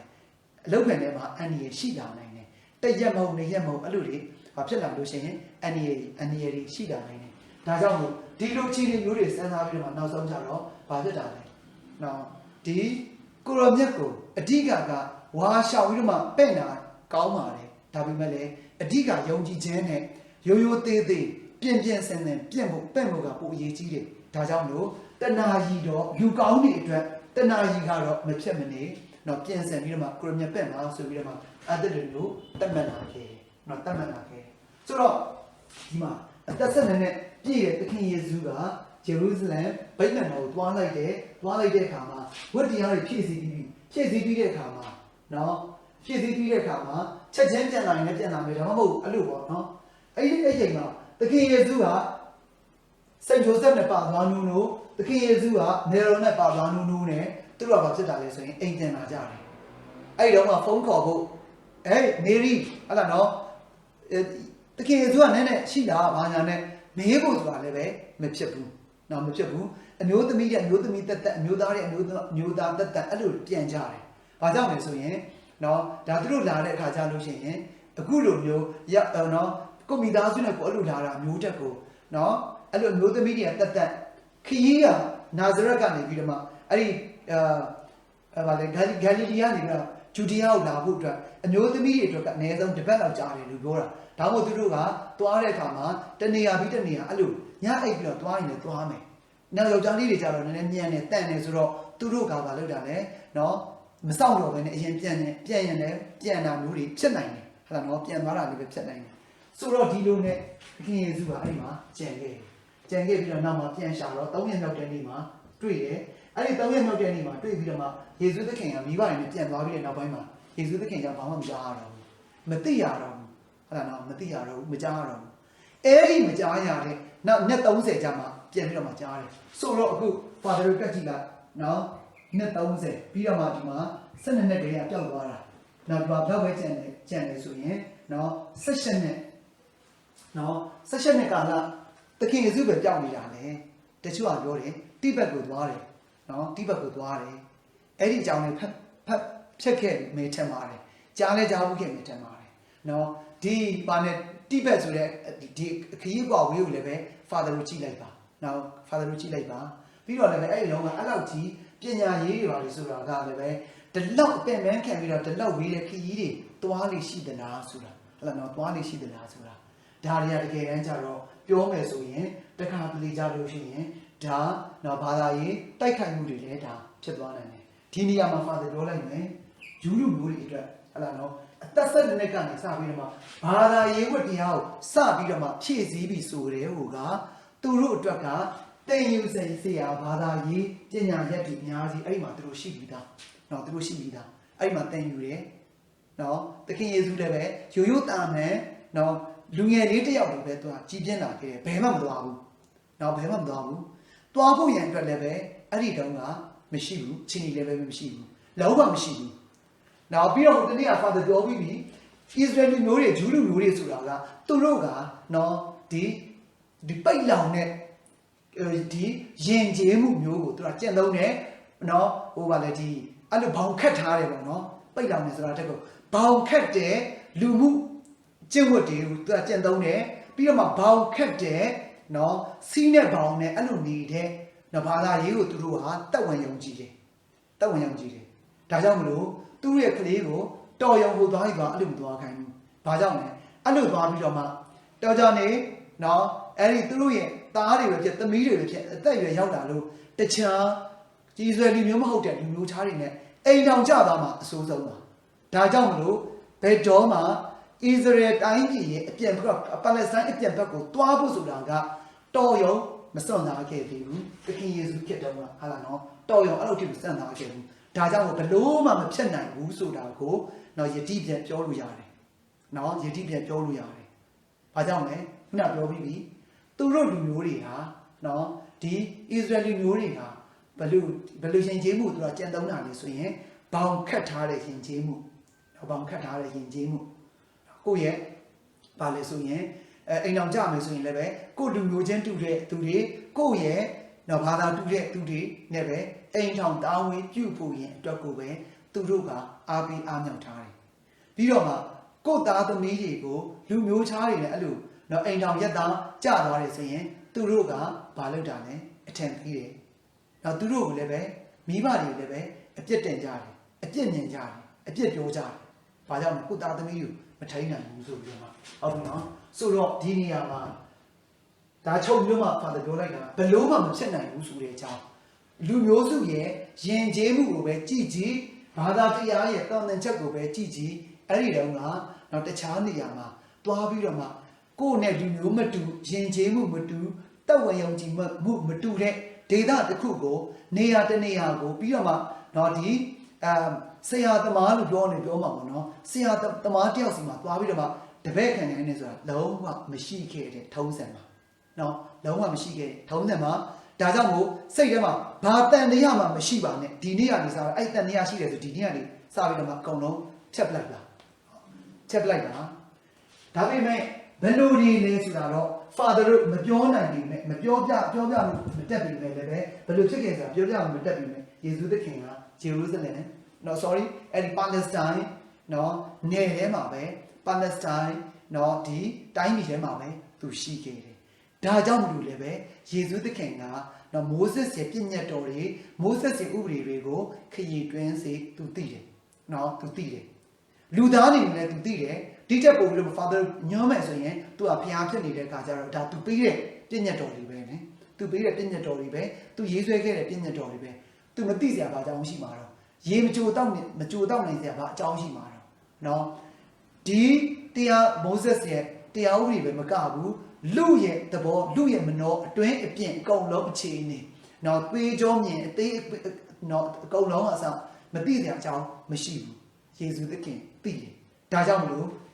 နော်ဒီစော့နေတဲ့သူ့ကိုဘာလုပ်ပေးလိုက်တာလဲလက်ကလေးအဲ့လိုထိလိုက်ရုံနဲ့သူ့ရဲ့ဇတွေးနဲ့အဲ့လိုတုတ်ပေးလိုက်ရုံနဲ့စကားပြောလာအောင်လုပ်ပေးနိုင်ခဲ့တယ်နားကိုလည်းပဲနော်ဒီ effort လို့ပြောလိုက်ရုံနဲ့ပွင့်သွားစေခဲ့တာမျိုးတွေကဒါတွေအားလုံးမှာပါလဲဆိုရင်တော့မလုပ်နိုင်စရာအကြောင်းမရှိဘူးမသိစရာအကြောင်းမရှိဘူးနော်ပြီးတော့တချို့ကပြောတယ်ဘယ်ကသွားတက်တာလဲနော်ဘယ်ကသွားတက်တာလဲယေရှုသခင်ကြီးပြင်းခဲ့တဲ့အဲ့နာဇရက်မြို့ထဲမှာအလောက်ကြီးနော်ကောင်းတဲ့ဆရာသမားတွေမရှိဘူးဒါပေမဲ့အခုယေရှုသခင်တက်နေတဲ့ဒီအတက်တွေကြတော့နော်ဒီကျန်တဲ့ဆရာဖာရီဇေဦးတွေသူတို့ကြားဘူးနားမှာရှိတဲ့ဆရာတွေတောင်မှတော်ရုံမပြောနိုင်တဲ့မရှင်းပြနိုင်တဲ့နော်ဒီမရှိတဲ့အတွေးအခေါ်မျိုးတွေယေရှုသခင်ရှိနေတယ်ဒီမှာပဲလားနာဇရက်မြို့တစ်ဝိုက်မှာပဲလားမဟုတ်ဘူးဂျေရုဆလင်မြို့မှာဗိမာန်တော်ထဲမှာယဟန်အကြီးကဲယဟန်ချုပ်ဆိုပြီးတော့မှသူတို့နော်ဒီတင်တိုင်းတွေတခါတည်းဖားရောက်ပြီးတော့မှရှိနေတဲ့လူတွေတောင်မှယေရှုသခင်ရဲ့နေကောင်းတွေဖြေချမှုတွေဆွေးနွေးချက်တွေကိုကြားပြီးတော့မှမျက်လုံးကျူးမျက်စံကျူးဟာတွေဆိုတဲ့အကြောင်းနော် father တို့ကြားရတယ်ဆိုတော့ဒီနေရာမှာအသက်12နှစ်ပြည့်ပြီဆိုတာနဲ့ဘာသာရေးဝတ္တရားဖြည့်ဆည်းဖို့သူတို့မှာတာဝန်ရှိပြီဆိုတော့တခြားရှိဝေး father တို့ပြောနေကြမလို့တော့ဘူးသူတို့အနေနဲ့မလုပ်ပါနဲ့ကိုကျင့်တရားပိုင်းကြည့်နော်ဒီဘာသာရေးဝတ္တရားပိုင်းကြည့်သူတို့ဟာလုံးဝအတိတ်ဆောင်မခံစာအုပ်ကြီးအတိုင်းသွားကြတယ်သူတွေဖြစ်တာကြောင့်လို့တခြားဘာမှဖော်ပြနေစရာမလိုဘူးเนาะတခြားဘာမှဖော်ပြနေစရာမလိုဘူးဟုတ်ပြီเนาะဒါကြောင့်လို့ဒီမှာအသက်12နှစ်ဒီအချိန်ကာလတစ်ခုအထိမှာကိုရောမြတ်ကိုတစ်နှစ်မှတစ်ချိန်ပဲပင့်ခဲ့တယ်အဲ့လိုပင့်ရတာပြီးတော့မှတစ်ချိန်ပဲဆိုရင်เนาะတစ်ချိန်ပဲပင့်တော့ပို့ပြီးတော့မှပြင်ဆင်နိုင်တယ်ပြီးတော့မှကိုရောမြတ်ကိုပင့်ချင်တဲ့စိတ်တွေပို့ပြီးတော့တဖွာပေါ်လာတယ်လို့အဲ့လိုတွေးခဲ့ကြတယ်ဒါပေမဲ့နောက်ပိုင်းခေတ်ကာလပြောင်းလဲလာတဲ့အခါမှာနော်အဲ့လိုတိတ်ကြသွားရင်လည်းပဲတိတ်ကြသွားရင်မပဲ့မယ်နဲ့တိတ်ကြသွားရင်လည်းပဲမှန်တယ်ပင့်ချင်တဲ့စိတ်ရရှိတယ်ဆိုပေမဲ့လည်းတခါလေကြားလို့ရှိရင်ဘာဖြစ်သွားတာလဲမိပြောက်ဖြစ်သွားတယ်မိပြောက်ဖြစ်သွားတယ်အဲ့လိုမိပြောက်ဖြစ်တဲ့ကိစ္စနဲ့ပတ်သက်ပြီးတော့မှ father တို့ပြောမယ်ဆိုရင်ပါစကာကာလာရောက်ပြီဆိုရင်အထူးသဖြင့်နော်တန်ရှင်းတော့ရက်သက်တစ်ပတ်ကနော်ရက်ကြီးခါကြီး3ရက်ကြာတာရင်းနေကြီးတောက်ကြနေကြီးစနေနေ့ကြီးအဲ့ဒီရက်ကြီးခါကြီး3ရက်က father တို့အတွက်လည်းပဲနှစ်တိုင်းလို့ father တို့လုပ်ပြီးမဲ့နှစ်တိုင်းလို့ father တို့ဥဆောင်လာပြီးမဲ့လည်းပဲအဲ့ဒီရက်ကြီးခါကြီး3ရက်ရောက်ပြီဆိုရင်နော် father တို့အတွက်ဘာလုပ်ရတာလဲနည်းနည်းလေးနော်ခေါင်းရှုပ်ပါတယ်ဒါကြောင့်မလို့အမြဲတမ်းမလုပ်ရတာလဲဆိုရင်တစ်ခုချင်းစီနော်မနေ့ပိုင်းတွေကတကယ်လို့မနေ့ပိုင်းကတော့ father တို့ဒီဆရာတော်ရှိတဲ့ကျောင်းတိုက်ကြီးမှာပဲအကုန်နာစုတယ်ဆိုတော့လည်းပဲဒါတော့မနေ့ပိုင်းက father တို့ဥဆောင်ရတဲ့ပိုင်းမရှိဘူးဒါပေမဲ့ညနေပိုင်းရောက်တဲ့အခါမှာကြာသာရင်းနေ့ကြီးရဲ့ညနေပိုင်းဝတ်ပြုခြင်းအခမ်းအနားတွေဆိုတာကနော်ဒါနည်းနည်းလေးပုံမှန်ထက်အများကြီးရှုပ်တယ်နော်တောက်ကြနေ့လည်းပဲပုံမှန်ထက်အများကြီးရှုပ်တယ်စနေနေ့ကြီးကပို့တော့မှရှုပ်သေးတယ်ဒါမှမဟုတ် အဲ့ဒါဘာလို့ရတာလဲဘုန်းကြီးတိုင်းကဘလောက်ပဲဝါကြီးတယ်ဆိုပေမဲ့ကြိုတင်ပြီးတော့ပြန်ဖက်ပြီးတော့ဒါပြီးဒါပြီးဒါပြီးပါဒါပြီးဒါဆိုပြီးတော့မှ father တို့ဘာလုပ်ရတာလဲရေးထားမယ်မရေးထားရင်လည်းပဲအဲ့ဒီ father တို့ကင်ရဲ့ missal ဆိုတဲ့နော်ဒီဝတ်ပြုခြင်းဆိုင်ရာလမ်းညွှန်စာအုပ်လေးကို father တို့အမြဲတမ်းပဲလက်ထဲမှာကင်ထားရတယ်။ဘာကြောင့်လဲတစ်နှစ်မှာတစ်ချိန်ပဲနော် father တို့ဒီအခမ်းအနားတွေကျင်းပရတယ်ဆိုတော့တခါလေကြလို့ရှိရင်တခုကကြော်ပြီးတော့နောက်မှတခုပြန်လာတာမျိုးတွေနော်တခုမပြီးရင်တခုကြော်သွားတာမျိုးတွေအဲ့ဒီလိုမျိုးချက်တက်တယ်ဒါကြောင့်မို့ခုလည်းကိုလိုမြတ်ကိုတစ်နှစ်မှာတစ်ချိန်ပဲနော် father တို့ပဲ့နေဆိုတာတိတ်နေတယ်နော်ဒါကြောင့်မလို့နော်ဖြစ်နိုင်လို့ရှိရင်တော့မကြပဲ့လို့ရအောင်ဆိုပြီးတော့တောင်းဆိုရာကနေတင်ပြရာကနေပြီးတော့မှနောက်ဆုံးမှဖြစ်လာတယ်ဆိုရင်ကိုလိုမြတ်ကိုနော်လားတနင်းနေတိုင်းနော်လားပင့်ခွင့်နေဒါပေးလာတယ်နော်တနင်းနေဒါပင့်ခွင့်နေပေးလာတယ်ပြီးတော့နောက်ပိုင်းတစ်ဖြည်းဖြည်းနဲ့နော်ဒီ Vatican ဒုတိယ Vatican စီဝေးကြီးပြီးတဲ့ခါကျတော့နေ့စဉ်မိစားအောင်လည်းပဲလူတွေကနော်ပါဝင်ဖို့အားပေးလာတယ်နော်လူတွေပါဝင်ပြီးတော့မှပူဇော်ဖို့အားပေးလာတယ်နောက်အဲ့စက်နဲ့နော်ကိုရမြတ်ပင့်ခြင်းကလည်းပဲအဲ့ဒီလိုမျိုးပဲအဲ့ဒါနော်အဲ့ဒီလိုမျိုးပဲအဲ့ဒီထဲမှာအဲ့စက်နဲ့ကနေပြီးတော့မှပြန်ပြီးဖြိုချလိုက်တဲ့15နှစ်အရင်တော့15နှစ်တင်တယ်နော်15နှစ်ကနေတော့ပြန်ဖြိုလိုက်တာဘာသူဘယ်တော့ဖြိုခဲ့တယ်လဲဆိုရင်နော်စိန်ထရီဇာတငယ်တော်ယေရှုရဲ့တဏ္ဍာထရီဇာကအရင်ဆုံးနော်ဒီအစင်နာကိုစပြီးတော့မှဖြိုခဲ့တယ်ဘာကြောင့်လဲနော်တငယ်တော်ယေရှုရဲ့တဏ္ဍာထရီဇာဟာလူငယ်ပေမဲ့အသက်ရွယ်ငယ်ပေမဲ့ကိုရောမြတ်ကိုအရန်တန်ဖိုးထားခဲ့တဲ့နော်လားယဟန်တာမှာနော်အရန်ကိုတန်ဖိုးထားခဲ့တယ်နော်အဲ့ဒီကတော့သူ့ရဲ့ဘုံကြီးကျောင်းနိုင်ဘုံကြီးရောသူ့ရဲ့ဆရာတော်တွေပါအဲ့ဒါအသက်ရတဲ့အနေအထားမျိုးထိကိုနော်တငယ်တော်ယေရှုရဲ့တဏ္ဍာထရီဇာဟာအရန်ကိုကိုရောမြတ်ကိုအရန်ချစ်တယ်အရန်ကိုမျက်နှိုးတယ်အရန်ကိုယုံကြည်အားကိုးတယ်ယဟန်တာမှာဖြစ်ခဲ့တယ်ဒါကြောင့်မလို့နော်ဒီသူကိုရောမြတ်ပဲ့လို့ရဖို့အရေးဘာလုပ်ခဲ့တာလဲဆိုရင်သာသနာရဲ့တတ်မှတ်ချက်ကိုပြန်ပြီးတော့မှယဟန်မင်းကြီးကပြန်လျှော့ပေါ်ခဲ့တယ်ယဟန်မင်းကြီးပြီးဘူးဘယ်တော့လဲတော့မသိဘူးเนาะအဲ့သူခက်မှာပြန်ပြီးတော့မှလျှော့လိုက်တယ်ဒီလိုအတွေးအမြင်လေးเนาะအရန်ကိုဖွံ့ဖြိုးတဲ့ကလေးတွေရှိလာပြီးထပ်ပေါ်လာနေတဲ့ဆိုတာကြောင့်မလို့ဟို15နှစ်အတိကိုမစောင့်နိုင်နဲ့15နှစ်တိစောင့်နေမှာဒီကြားထဲမှာကလေးကယောဂဗျာလည်းထူပြောတယ်အဲ့တော့မှအခုတောင်မှနော်ထူပြောနေတယ်အရင်တော့ပို့တော်ထူပြောသေးတယ်စေးပညာလည်းအခုလိုမျိုးမဖွံ့ဖြိုးသေးဘူးဆိုတော့ဒီကြားထဲမှာတကယ်လို့ကလေးကဘာဖြစ်သွားမှာလဲကွယ်လွန်သွားတယ်ဆိုရင်ဆုံးမသွားတယ်ဆိုရင်သူ့မှာကိုယ်မျက်မရဘဲနဲ့ဆုံးမသွားလိမ့်မယ်နော်ဒါကြောင့်မလို့အဲ့လိုမဖြစ်ရအောင်နော်ပြန်ပြီးတော့မှရှော့လိုက်တာဘာကြောင့်လဲဘာသာရေးဝတ္တရားကိုပြည့်ဝဖြည့်ဆည်းဖို့အတွက်12နှစ်နော်12နှစ်လိုအပ်တယ်ဆိုတာကိုအဲ့လား12နှစ်လိုအပ်တယ်ဆိုတာကိုနော်ပြန်ပြီးတော့မှဒီ12နှစ်ပြည့်ပြီဆိုတော့ဖြည့်ဆည်းလို့ရတယ်ဆိုတော့ပြန်ပြီးတော့တွက်ပြီးတော့မှပြန်လျှော့လိုက်တယ်ပြန်လျှော့ပြီးတော့မှနော်အခုဆိုရင်ဒါနော်9နှစ်10နှစ်ဆိုရင် father တို့ဒီကိုရမြတ်ကိုပင့်ကြတယ်တချို့က9နှစ်10နှစ်နဲ့အဲ့လိုပေးကြတယ်တကယ်9နှစ်10နှစ်ကဒီချိန်မှာနော်ကလေးလေးတော့ပဲရှိသေးတယ်ဟုတ်လားနော်ဆိုတော့တခြားလောကပညာတွေတော့သိတယ်ဒါပေမဲ့ဒီဘာသာရေးပညာတွေကအကြောင်းအရာတွေကသိမသိဘူးဒါကြောင့်မလို့10နှစ်အထက်ကနေပဲနော် father တို့ဒီကိုရမြတ်ပေးတာမျိုးပြန့်နှံ့မျိုးတွေပို့ပြီးတော့မှကောင်းတယ်ဆိုတော့ဒီနေရာမှာလည်းပဲနော်ဒေးဗစ်ဘုရင်ကနော်ဒေးဗစ်ဘုရင်ဒီဘုရင်အရိုက်ရာကိုစယူတဲ့ချိန်အသက်ဘယ်လောက်ရှိနေလဲဆိုရင်သူကအသက်30ပြည့်ပြီဟုတ်လားနော်ဒီဘုရင်အရာကိုsorry ဟုတ်တယ်နော်အသက်30ကပြည့်နေပြီအသက်30မှာဘာဖြစ်လာခဲ့တယ်လဲဆိုရင်ဣသရေလမျိုးတွေရဲ့ဒုတိယဘုရင်ဖြစ်လာခဲ့တယ်ပထမဘုရင်ကစောလူဘုရင်ပေါ့နော်ဟုတ်လားနော်ပထမဘုရင်ကစောလူဘုရင်ပြီးတော့မှသူကနော်နှစ်ပေါင်းလောက်ဒီအုပ်ချုပ်ခဲ့တယ်လေဆိုရင်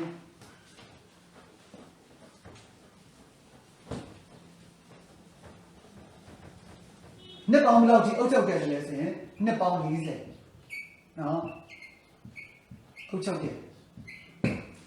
နှစ်ပေါင်း40အုပ်ချုပ်ခဲ့တယ်စောလူဘုရင်လည်းပဲနှစ်ပေါင်း40နီးပါးလောက်အုပ်ချုပ်ခဲ့တယ်ဒါပေမဲ့စောလူဘုရင်အုပ်ချုပ်တဲ့ချိန်တုန်းကနော်ဣသရေလမျိုး12မျိုးရှိတဲ့အထဲမှာပြန့်ကျဲနေတဲ့ဣသရေလမျိုးတွေကိုသူကမစုစည်းနိုင်ခဲ့ဘူး။ဒါမစုစည်းနိုင်ခဲ့ဘူး။ဒီသူ့ကိုလက်ခံတဲ့3-4စုလောက်ပဲဖြစ်ဖြစ်ဟုတ်လားနော်3-4စုလောက်ပဲသူကဘုရင်အနေနဲ့သူအုပ်ချုပ်ခဲ့တယ်။ဒါဘုရင်အနေနဲ့အုပ်ချုပ်ခဲ့တယ်။အဲ့လိုအုပ်ချုပ်နေတဲ့ဒီအချိန်တော်ထဲမှာစောလူဘုရင်က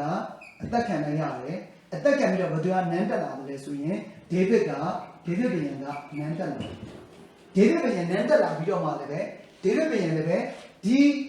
ဟွာတွေကိုဒီလိုဆောလုဘုရင်နန်းဆက်တဲ့ချိန်တုန်းကအုပ်ချုပ်တဲ့ပုံစံအတိုင်းနဲ့ပဲသူကဘယ်နှစ်လောက်သူအုပ်ချုပ်ခဲ့တယ်လဲဆိုရင်9နှစ်ခွဲနော်9နှစ်ခွဲနော်9နှစ်ခွဲအုပ်ချုပ်ခဲ့တယ်ဘလို့အုပ်ချုပ်ခဲ့တာလဲဆောလုဘုရင်အုပ်ချုပ်တယ်လို့ပဲနော်ဆောလုဘုရင်အုပ်ချုပ်တယ်လို့ပဲသူကအုပ်ချုပ်ခဲ့တယ်9နှစ်ခွဲအဲ့လိုအုပ်ချုပ်နေတဲ့ဒီအချိန်တော်အတွင်းမှာသူကလုပ်တာလဲဆိုရင်တခြားသူတွေကိုတခြားလူမျိုးသားမဟုတ်ဘူးเนาะဒီမျိုးနွယ်စုတွေပေါ့အဲ့ဒီဣသရေလမျိုးဆက်မျိုးတွေကတခြားမျိုးနွယ်စုတွေဒီဆောလုဘုရင်မစည်းရုံးနိုင်ခဲ့တဲ့တခြားမျိုးနွယ်စုတွေလည်းပဲဒေးဗစ်ဘုရင်ကမလုပ်တာလဲဆိုရင်အကောင်လုံးသူကပြန်ပြီးတော့မှစုစည်းတယ်အဲ့လိုစုစည်းတာဘယ်နဲ့ကြာခဲ့တယ်လဲ9နှစ်ခွဲကြာခဲ့တယ်တနည်းအားဖြင့်ပြောမယ်ဆိုရင်ဣသရေလပြည်ထောင်စုကြီးเนาะ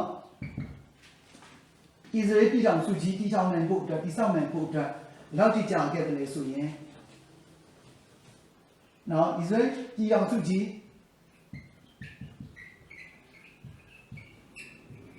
တည်ဆောက်ဖို့အတွက်နှစ်ကြာခဲ့တယ်လေဆိုရင်9နှစ်ခွဲကြာခဲ့တယ်အဲ9နှစ်ခွဲကြာပြီးတော့မှအဲ့ဒါပြီးတာနဲ့သူကနောက်ထပ်နော်32မှာ3နှစ်33နှစ်ဆိုတော့ဒီနှစ်40ပေါ့နိနော်နှစ်40ကဲနှစ်40 33နှစ်မှာကြာတော့ဣသရေလပြည်ထောင်စုကြီးကိုသူကတည်ဆောက်နိုင်ခဲ့ပြီဒါကတည်ဆဲကာလနော်ဒါတည်ဆဲကာလခုနှစ်ခွဲကဣသရေလပြည်ထောင်စုတည်ဆဲကာလ33နှစ်ကြာတော့တည်ထောင်ခဲ့ပြီးပြီနော်33နှစ်ကြာတော့တည်ထောင်ပြီးတော့မှသူကအုပ်ချုပ်ခဲ့တာဣ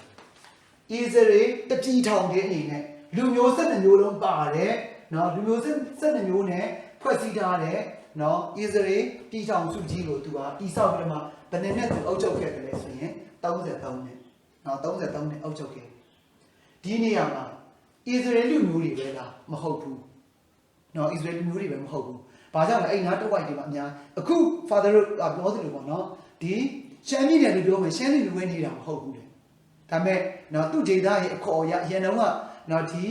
မြန်မာနိုင်ငံကိုစပြီးတော့မှနော်ဒီခွဲတဲ့ချိန်တုန်းကပြည်နယ်နဲ့တိုင်းလို့ခွဲတဲ့ခါတော့အဲ့လိုနာမည်မဲ့ပြီးမှပြောထားလိုက်တဲ့ခါကျတော့အခုဒီချိန်မှာကဒါတွေလည်းပဲနော်စကားပြောစရာတွေအများကြီးဖြစ်လာနေတယ်ဟုတ်လားဖြစ်လာနေတယ်ဒါရန်တော့အခုဒီညီလာအရင်လက်ဦးညီလာခံတဲ့တုန်းကပြောခဲ့ကြတယ်အဲ့လိုမသက်မပဲနဲ့မဆို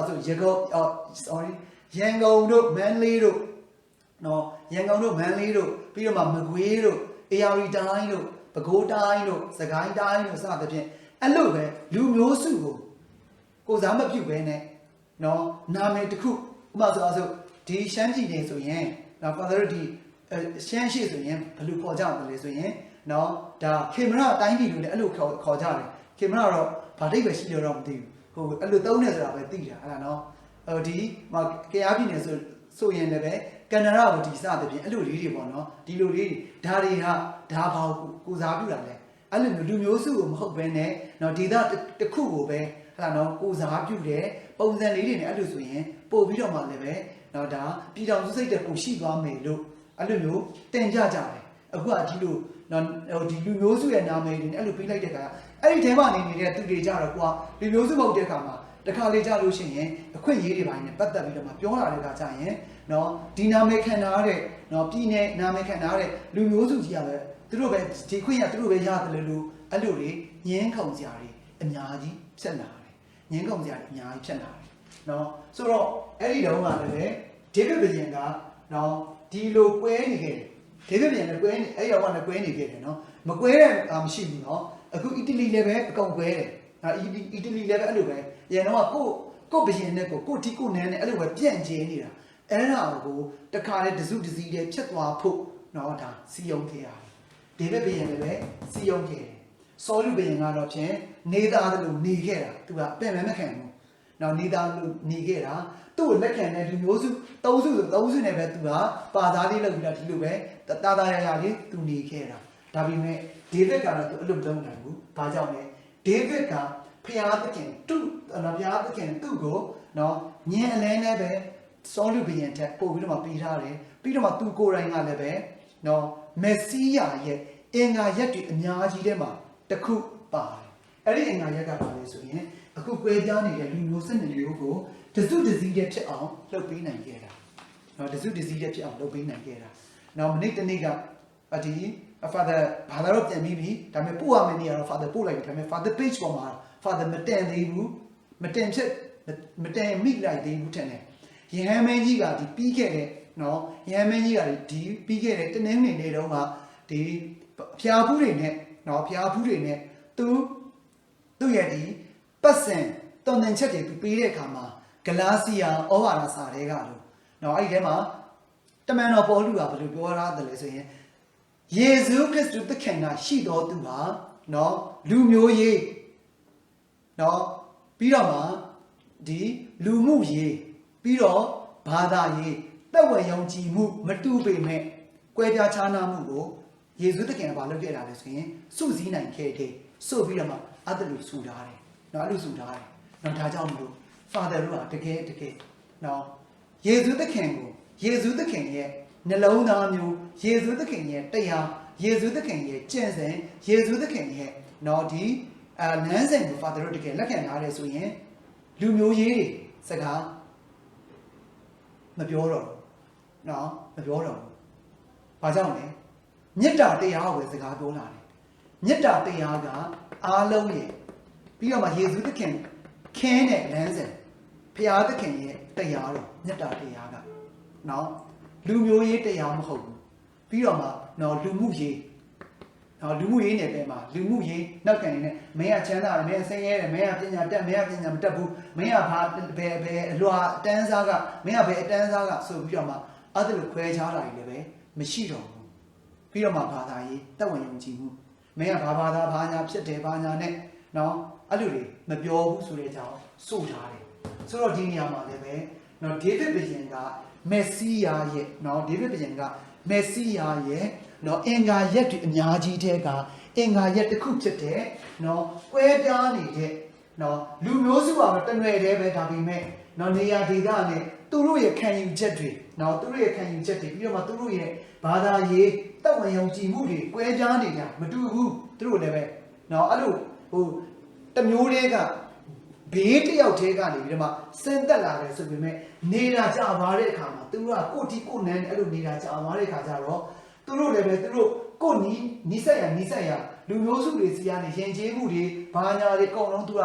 ခိုးချတာတွေလည်းရှိတယ်နော်မွေးစားတာတွေလည်းရှိတယ်လိုက်ကျင့်တာတွေလည်းရှိတယ်အဲ့ဒါတွေကြောင့်မို့တကယ်အဲ့လိုစုစည်းလိုက်တဲ့အခါမှာစုစည်းဖို့အတွက်ဆိုတာမနှဲကိုခက်ခဲတယ်နော်မနှဲကိုခက်ခဲတယ်ဒါပေမဲ့လည်းပဲ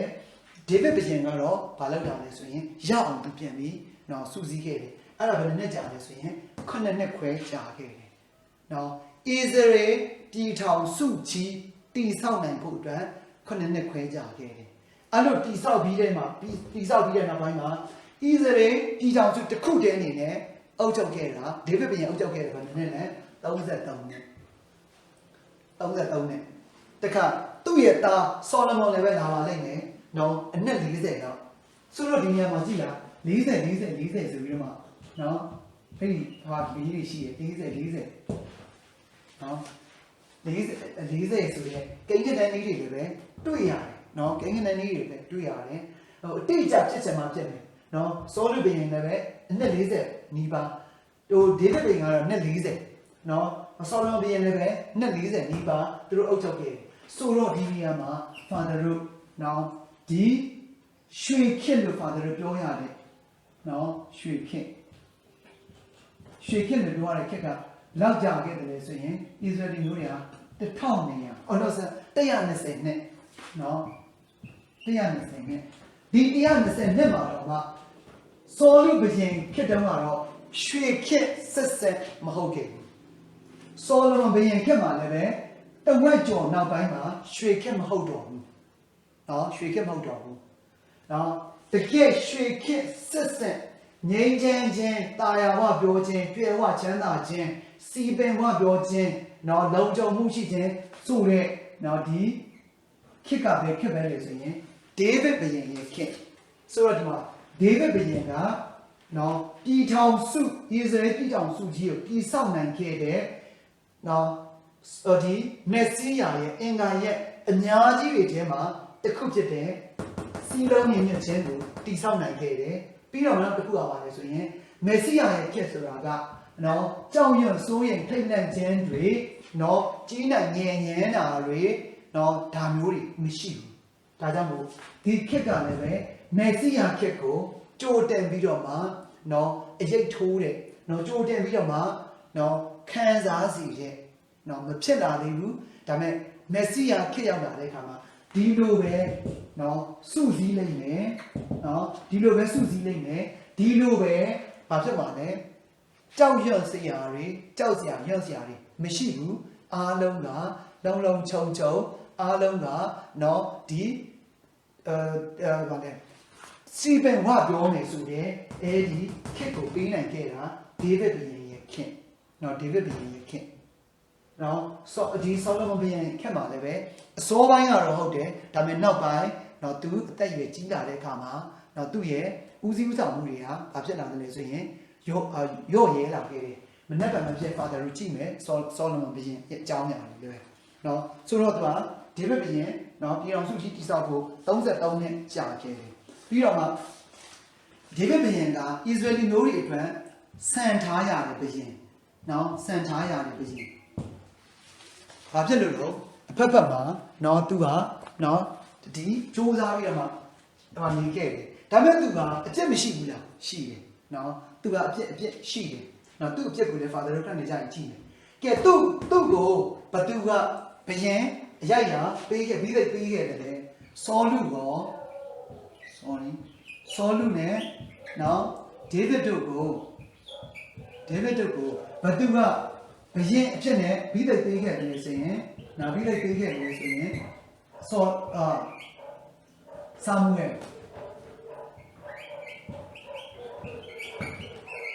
ဆာမွေးကသူတို့ကိုမိသိပေးခဲ့တယ်။နော်သူတို့ကိုတန်ရှမ်းနဲ့စီတော့လူမှတ်ပြီးတော့မှပေးခဲ့တယ်။ပြီးတော့ဒေးဗစ်ဘီယန်က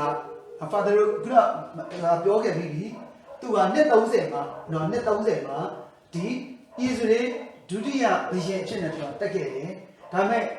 အဲ့ဒီမတိုင်ခင်တော့သူနှစ်ပေါင်းများစွာမလုပ်ခဲ့ရတယ်လေ။ပြင်ဆင်ခဲ့ရတယ်။တန်ကြားခဲ့ရတယ်။လေ့လာခဲ့ရတယ်ဘယင်တစ်ပါးဖြစ်ဖို့ဘာတွေလိုအပ်တယ်လဲဆိုတာစိတ်တက်ရေးရလည်းပဲနော်သူ့မှာနော်သူပြင်ဆင်ခဲ့ရတယ်ရုပ်ပိုင်းဆိုင်ရာလည်းပဲသူပြင်ဆင်ခဲ့ရတယ်လက်ရုံးကြီးနှလုံးကြီးတိုက်ကြီးခိုက်ကြီးဒီအားလုံးလည်းပဲဘာလုပ်ခဲ့ရတယ်လဲသူပြင်ဆင်ခဲ့ရတယ်နော်အဲ့လိုပြင်ဆင်ခဲ့လို့ပဲသူဘယင်ဖြစ်လာတဲ့အခါမှာသူ့ပတ်ဝန်းကျင်မှာရှိတဲ့နော်သူ့ပတ်ဝန်းကျင်မှာရှိတဲ့တစ်ချိန်လုံးကနော်တစ်ချိန်လုံးကသူတို့ကိုရန်ဆောင်ခဲ့တဲ့သူတွေရန်ထောင်ခဲ့တဲ့လူမျိုးစုတွေဘာဖြစ်သွားတာလဲသူတို့လည်းပဲငြိမ်ဝက်ပြပြသွားတယ်အဲ့ဒီထဲမှာနော်အင်အားအတောင့်တင်းဆုံးအဲ့ဒီခါတော့အင်အားအတောင့်တင်းဆုံးဖြစ်ခဲ့တဲ့ဖိလစ်စတင်းလူမျိုးတွေတောင်မှဘာဖြစ်တာလဲသူ့နဲ့လာပြီးတော့မှနော်ဒီတန်တမန်ရေးရာတွေအဆက်အသွယ်တွေပြန်ပြီးတော့မှလုပ်ရတယ်နော်တန်တမန်ရေးရာအဆက်အသွယ်တွေပြန်ပြီးတော့မှလုပ်ရတယ်နော်အဲ့ဒီအကြောင်းအရာ Father တို့ဖတ်ကြည့်ချင်လို့ရှိရင်ဓမ္မရာဆိုရင်ဒုတိယဆောင်အခန်းကြီး9အငယ်နော်အငယ်9မှာ Father တို့ဖတ်ကြည့်လို့ရှိရင်နော်လူမျိုးသားတွေလာပြီးတော့မှဒေးဗစ်ဘုရင်ကိုလက်ဆောင်ပန်းသားတွေဆက်တာပြီးတော့မှတန်ခင်းတမန်ခင်းတွေသူတို့လာပြီးတော့မှတိဆောက်ကြတယ်ပြီးတော့မှဒေးဗစ်ဘုရင်ကနော်ဘုရားသခင်ရဲ့စိတ်တော်နဲ့တွေ့တဲ့သူလို့ဆိုရတယ်အဲ့ဒီမှာဘုရားသခင်ရဲ့စိတ်တော်နဲ့တွေ့ရတဲ့သူဆိုတာကျမ်းစာထဲမှာနော်3ယောက်ဘဲ Father အဲ့လိုဖော်ပြထားတာတွေ့ရတယ်။နောက်ပထမတစ်ယောက်ကဘာလဲဆိုရင်နော်အေးဒုတိယတစ်ယောက်ကဒေးဗစ်နော်ပြီးတော့မှတတိယတစ်ယောက်ကဘာတူလဲဆိုရင်မေရောဟလာနော်ဘုရားသခင်နော်ဒီရဲ့ကောင်းကြီးမင်္ဂလာကိုနော်ရှိတယ်ခံရတဲ့အမျိုးသမီးဆိုပြီးတော့မှဒါတရားတမန်ကနော်မိမေတော်ကိုလာပြီးတော့မှအမိန့်တော်ပြန်နေချိန်ပြောပြခဲ့တာဟလာနော်အမိန့်တော်ပြန်နေချိန်မှာလာပြီးတော့မှအမိန့်တော်ပြန်ခဲ့တာနော်အမိန့်တော်ပြန်ခဲ့တာဆိုတော့ဒေးဗစ်ကဘုရားသခင်ရဲ့နော်ဒီစိတ်တော်နဲ့တွေ့တဲ့သူဖြစ်တယ်ဆိုတာဟုတ်နော်စိတ်တော်တော်နဲ့တွေ့တဲ့သူဖြစ်တယ်ဒါကြောင့်လို့လည်းပဲသူ့ရဲ့လွတ်ဆောင်မှုတွေအားလုံးမှာဘာဖြစ်တယ်လဲဘုရားသခင်ရဲ့နော်ထူးခြားတဲ့ကောင်းကြီးတော်တွေပေးတာကို Father တို့တွေ့ရတယ်ကဲနှစ်ဖန်ကကြာရင် Father တို့အခုတော့ဖြင့်ဒေးဗစ်ဘုရင်ရဲ့ကောင်းတာလေးတွေပဲ Father တို့ကြည့်လိုက်တယ် နော်ကောင်းတာပဲ Father တို့ကြည့်လိုက်တယ်နော်ဒါပေမဲ့မနေ့ကကြားလို့ရှိရင် David ဘုရင်ရဲ့နည်းနည်းဆိုးကွက်လေးတွေအဲ့ဒီဆိုးကွက်ထဲမှာနော်နှစ်ကွက်လေးရှိတယ်နော်နှစ်ကွက်ရှိတယ်အဲ့ဒီအကြောင်းအရာကို Father တို့ဆက်ပြီးတော့မှကြည့်မယ်ပြီးလို့ရှိရင်စာမူရဲ့ဟုတ်လားနော် Prophet စာမူရဲ့ကဘယ်သူလဲဆိုတဲ့အကြောင်းကိုလည်းပဲ Father တို့နည်းနည်းကြည့်မယ်အဲ့ဒီ Prophet စာမူရဲ့တော့ယေရှုသခင်ရဲ့နော်ဒီဆွေးစင်မျိုးဆက်ထဲမှာမပါဘူးနော်ဆွေးစင်မျိုးဆက်ထဲမှာတော့မပါဘူးဒါပေမဲ့ဘာကြောင့်ကြည့်လဲဆိုရင်ဒီဆောလုဘုရင်နဲ့ဒါဝိဒ်ဘုရင်ဖြစ်လာဖို့အရေးဆောစာမူရဲ့ခင်ဗျာတော်တော်လေးစွန့်စားရတယ်ဘာကြောင့်စွန့်စားရတယ်လဲဒေးဗစ်ဘုရင်ကိုသူကြောက်စရာမလိုပေမဲ့ဘုရင်ဖြစ်နေပြီးတော့မှစိတ်မထင်ရင်မထင်သလိုနော်လှုပ်တက်တဲ့ဆောလုဘုရင်ကိုကြတော့သူကဖိတ်တုံအောင်သူကြောက်ခဲ့တယ် Father ပြီးခဲ့တဲ့ဘက်ကပြောပြီးပြီနော်ဖျားကိုကြောက်မှလားဆောလုဘုရင်ကိုကြောက်မှလားဆိုတော့နီးရဓာတ်ကိုကြောက်နေရတယ်နီးရဓာတ်ကိုကြောက်တယ်ဆိုတော့ဖျားကကိုယ့်ထဲမှာရှိနေပြီးတဲ့ဘီသားကိုတောင်မှ Father ကတခါလေကြလို့ရှိရင်နော်လူကိုကြောက်လို့ဖျားကိုတောင်မှ Father တို့ကညှင်းချင်တာနော်လူကိုကြောက်လို့ဒီခေတ်ကာလရဲ့ Father တို့မြန်မာနိုင်ငံရဲ့ခေတ်ကာလအကြောင်းကို Father ရှင်းပြီးတော့ပြောခဲ့တယ်နော်တချို့ကဘာလုပ်တာလဲဟာဖျားတဲ့အခုနီးရဓာတ်ကိုကြောက်ရတယ်ဒီမှာတခုလာတော့မှကြောက်နေတယ်ဆိုပြီးတော့မှအဲ့လိုပြောနေကြတယ်မဟုတ်ဘူးတကယ်တမ်းကျတော့ဖျားတဲ့ဘယ်သူမှမကြည့်ပါဘူးနော်ဖျားတဲ့ဘယ်သူမှမကြည့်ပါဘူးဖျားတဲ့ဘယ်သူမှ Father တို့မကြောက်ရဘူးနော်ဖျားကအမှန်တရားပဲလုပ်တယ်ဒါကြောင့်မို့နော်အမှန်ဖျားကိုကြောက်တယ်ဆိုတာ Father ကအမှန်တရားကိုကြောက်နေတာအမားကိုကြတော့ Father ကအားပေးနေတာနော်အဲ့လိုဖြစ်သွားလိမ့်မယ်တေးသေးချာချာစဉ်းစားပါနော်တေးသေးချာချာစဉ်းစားပါဒါကြောင့်မလို့စာမူရဲ့ခင်ဗျာဒီလိုဂျာညာခဲ့ရတယ်ပြီးတော့မှဖျားရှိမှတော့မှသူက prophet တန်မဲ့ prophet ကြီးတန်မဲ့ဟုတ်လားနော်သူခင်ဗျာဘာလုပ်တာလဲဆိုရင်တရားမဲ့တဲ့စကားမျိုးတွေလည်းသူပြောခဲ့ရတယ်ကိုရောဟုတ်လားနော်ဆောလုဘုရင်တပည့်တော်အမုန်းကျိတ်နိုင်ပြီးတော့လောက်မှာတော့ဘာညာနဲ့တကယ်တော့ဖျားတဲ့စကားပြောနေပြီနော်ဖျားတဲ့စကားပြောနေပြီဖျားရဲ့ဗျာဒိတ်ကိုဓာတ်ရိုက်သူခံယူနေရတာတော့မှဆောလုတတ်မှသူကြောက်နေတယ်အဲ့ဝါစရာကောင်းလားနော်အဲ့ဝါစရာကောင်းလားအဲ့ဒါနဲ့ပတ်သက်ပြီးတော့မှခု Father ဟိုအချိန်တော့စိတ်နော်ဒါမဲ့နည်းနည်းလေး Father ပြောလိုက်မယ် Father တို့မိစားပူဇော်နေရကနည်းနည်းဗာလဲနော်နည်းနည်းလာတော့ယုံကြည်အောင်ကြွေးကြကြဆိုပြီးတော့မှ Father တို့ကပြောနေတယ်ဟာလားနော်ကြည်ညာနေတယ်ပြီးတော့မှဟာအခုဒါတကယ်မင်္ဂလာစကားရွှတ်ဆုပ်လိုက်ရတဲ့ယေရှုသခင်ဒီကိုယ်မျက်မှောက်ထဲမှာလာပြီးတော့မှစံပယ်နေတယ်လို့ပါဇက်ကပြောနေတယ်အသက်တာကြတော့နီးစက်ရာမိစ္ဆာအုပ်စုတွေကြောက်နေတယ်စကားတော့ပြောရဲဘူးဖုံးကြီးတွေ Father ပြောတာလည်းသလားလို့ကြည်လားနော်မကြောက်ဘူးလို့တော့မဟုတ်ဘူးကြောက်တယ်ဒါပေမဲ့အတိုင်းအတာတစ်ခုထိဟုတ်လားနော်ပြောဖို့မလိုဘူးလားအခုကဘာမှတော့မလုပ်ရသေးဘူးဟိုလေတန်နဲ့ပဲချင်းကြောက်နေတာနဲ့ကြောက်နေပြီကြောက်ချီပန်းနေကြတယ်ဒါမှန်လားဘသူ့ကိုပူကြောက်နေတာလဲလို့ဖះကိုကြောက်တာလားလူကိုပူကြောက်နေတာလားဒါဆိုရင်လူကိုပူကြောက်နေတယ်ဆိုရင်မိစားလည်းမပူစော်တော့နဲ့ဟုတ်လားမိစားလည်းမပူစော်တော့နဲ့ဘာဖြစ်တော့မိစားပူစော်တာဒါဟုတ်လားနော်ကဲတင်ရှင်နော်ဒီဒုက္ခဆင်းရဲခြင်းတွေအကုန်လုံးကိုအောင်နိုင်ခဲ့တယ်အောင်မြင်ခဲ့တယ်ဖះလို့ Father ကကြီးညာနေတာနဲ့ဒီမှာကြီးညာတယ်ဒီမှာကျတော့ကြောက်နေတယ်စန့်ကျင်ဘက်ဖြစ်နေတယ်မဟုတ်ဘူးနော်အတိုင်းတာတစ်ခုတည်းတော့ Father တို့ကတိုးရမယ်မတိုးလို့မရဘူးမတိုးလို့ရှိရင်မိစားကိုလည်းမပူဇော်နဲ့အတိတ်ကမရှိဘူးနော်ကျမ်းစာလည်းပဲမဖတ်နဲ့အတိတ်ကမရှိဘူးနော်အဲ့လိုပြောလိုက်လို့ရှိရင်ဘာဖြစ်သွားလဲဘုန်းကြီးတော်မလုံးနဲ့နော်ခရိယန်လည်းမလုံးနဲ့ဒါပဲရှိတော့โอเค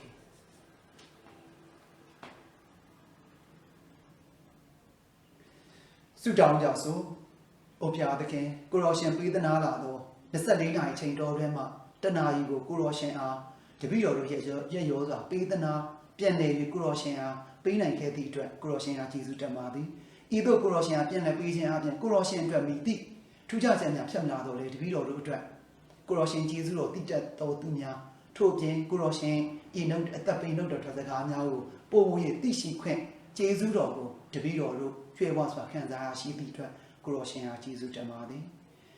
ဤတပတ်တာတပည့်တော်ခံစားရှိခဲ့သောကျေးဇူးကြီးငယ်များအားလုံးအတွက်ကိုရောရှင်အားကျေးဇူးတင်ရင်ဤကျေးဇူးများကိုတပည့်တော်တို့ကိုရောရှင်ညနေတော်ကိုထောက်ပြပြုခဲ့သောသူအားလုံးတို့ပေါ်၌လည်း၎င်းတို့ဤရရောချက်နှင့်အတူ၎င်းတို့ဤတရားစိတ်များတိုင်းကိုရောရှင်နဲ့ကောင်းကြီးပေးတော်မူပါထို့တူဒီတပတ်တာဒီလာမီတပတ်တာ24ပတ်မြောက်တာမန်ကာလတပတ်တာတွင်၌လည်းကိုရောရှင်အားဒီ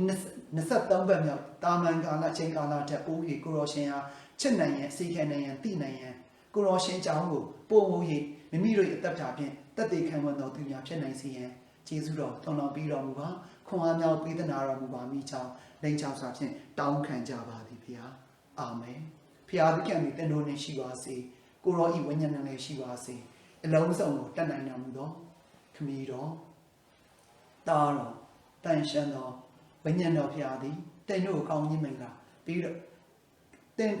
ဤနာမတော်မြန်နဲ့ကျွန်တော်လက်တင်ခြင်းမြန်၎င်းဖျားဤတန်ရှင်းသောမေတော်မာရိယာမေရိုက်ကျော်စောသောခင်မောနာတန်စုစေတရားတမန်ပေါင်းသူတို့သူမြင့်ပေါင်း prophet ပေါင်းတရားတော်ကြောင့်သိခံတော်သူပေါင်းသီလတဲ့ပေါင်းယဟန္တာပေါင်းတွေတောင်းလျှောက်ပြီးခြင်းမြန်၎င်းတင်တို့၌နတ်ဆွေးတကိုတတိရှိသမျှနဲ့ယောဂဘေးပြပေါင်းဒုသဖြင့်ကိုရိုနာဗိုင်းရပ်စ်ယောဂကက်ဆိုးကြီးများမှာအမြင့်ဆုံးကင်းဝေးနိုင်စေတော်မူပါ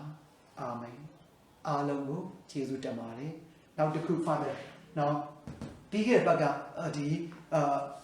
ဟိုပါပေါ့ Father နဲ့ဒီလေ့လာခြင်းမှာပါဝင်တဲ့သူတွေရဲ့နော်ဒီထင်မြင်ချက်လေး Father တောင်းခဲ့ပါတယ်နော်ညနေပိုင်းလောက်ရင်ကောင်းမလားမိအစင်မပြေလို့ပါညာနဲ့ Father ပြောခဲ့တယ်ဒါပေမဲ့အခုဒီနိုင်ငံရေးအခြေအနေနဲ့ကြည့်လိုက်တဲ့အခါမှာညပိုင်းမှာလုပ်လို့ဘယ်လိုမှအစင်မပြေဘူးနော် Father အတွက်ကတော့အစင်ပြေပေမဲ့ပါဝင်တဲ့သူတွေအတွက်ကအစင်မပြေဘူးဘာကြောင့်လဲညဆိုရင်အမျိုးမျိုးဟာလာနော်ကြောက်ရတာခွေးဟောင်တန်ကြားလို့ရှင်လည်းပဲကြောက်ကနော်ဟိုမှာတနက်တန်လို့ပြောလို့ရှင်လည်းနောက်တော့ကြာနေကြရင်အဖြစ်မှာဆိုလို့နော်ကြောက်တန်လေးတွေကြားရလို့ရှင်လည်းသတင်းမကြွခင်မှာကြောက်တန်လေးတွေကြားရရင်လည်းပဲနော်ကို့မှာကနော်စိတ်မဖြောင်းဖြစ်နေရတာမျိုးတွေရှိတယ်ဒါကြောင့်မို့နေ့ပိုင်းရတော့ဖြင့်အ ਨੇ ဆုံးတော့ Father တို့နော်လူညင်တော့ညင်တာတိတာတဲ့အနေထားမျိုးဆိုတော့လည်းပဲပို့ပြီးတော့မှအစင်ကြည်လို့ Father မပြောင်းသေးပါဘူးနော်နိုင်ငံရေးအခြေအနေမပြောင်းမချင်းတော့နော် Father မပြောင်းသေးဘူးနော်ဒီလိုပဲဆက်ပြီးတော့သွားမယ်မီးမလာတဲ့နေ့တွေကြတော့လည်းပဲနော်ညနေပိုင်းလိုပဲညပိုင်းလိုပဲဖြစ်ဖြစ်မီးမလာတဲ့နေ့တွေကြမှာပဲ Father တို့ကြောင်းကြရအောင်ဘာကြောင့်လဲနောက်တချို့တနေ့နေညတွေဆိုရင်နော် Father လည်းပဲနော်ဒီအကူကြီးတောင်းထားတဲ့ဟလာနော်ဟိုလေးတွေအစီအစဉ်လေးတွေရှိတဲ့အခါကျတော့တစ်ခါလေကြာလို့ရှင် Father လည်းပဲမအားမလတ်ဖြစ်နေတာအဲ့ဒါဆိုရင်ဟိုဘက်ပြောင်းလိုက်ဒီဘက်ပြောင်းလိုက်နဲ့ဘာသာတူတွေကိုစိတ်မရှုပ်စေချင်ဘူးနော်စိတ်ရှုပ်ကြတယ်အများကြီးရှိနေပြီဒါကြောင့်မို့ဒီလိုပဲပုံမှန်ပဲသွားမယ်အဲတကယ်လို့မိပြတ်တဲ့နေ့နောက် Father ရဲ့နော်ဒီဖုန်းအားနော်မသွင်းမိနော်အလန်းကြီးအောင်မသွင်းလိုက်နိုင်တဲ့နေ့အပတ်တွေဆိုရင်တော့ဖြင့်ညပိုင်းကိုပဲဖြစ်ဖြစ် Father တို့ရွှေ့မယ်အဲ့ဒီတော့မှပဲကျင့်ရချက်အသစ်လေးတွေ Father အသိပေးပါမယ်လောလောဆယ်အထိကတော့နော်စနေနေ့တနင်္ဂနွေနေ့10နိုင်17နိုင်10နိုင်17နိုင်ပဲ Father တို့ဒီ season တိုင်းဆက်ပြီးတော့မှသွားမယ်ဆိုတဲ့အကြောင်းအသိပေးကြပါတယ်အားလုံးကျေးဇူးတင်ပါတယ်ဖျားသခင်ကောင်းကြီးပေး